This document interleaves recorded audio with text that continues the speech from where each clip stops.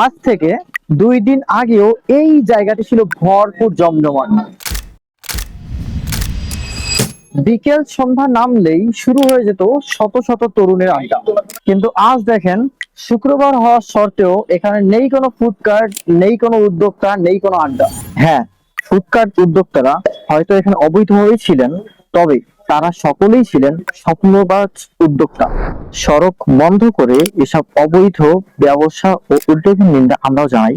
তবে প্রশাসনের নিকট অনুরোধ থাকবে, এই তরুণ উদ্যোক্তাদের গঠনমূলক উদ্যোগগুলো বাস্তবায়নের সুযোগ করে দিন। সম্ভব হলে তাদের পুনর্বাসনের ব্যবস্থা করে দিন। সুযোগ পেলে তাদের চমৎকার খাদ্য তৈরি এবং পরিবেশনার স্কিলগুলো রংপুর তথা বাংলাদেশের জন্য সম্পদ হয়ে উঠতে পারে। আর ফুডকার্ট উদ্যোক্তাদের প্রতি অনুরোধ থাকবে, আপনারা সামান্য কিছু পুঁজি জমিয়ে চেষ্টা করুন একটি স্থায়ী ব্যবসা দিতে। এভাবে আর কতদিন চালাবেন আপনারাই বলুন।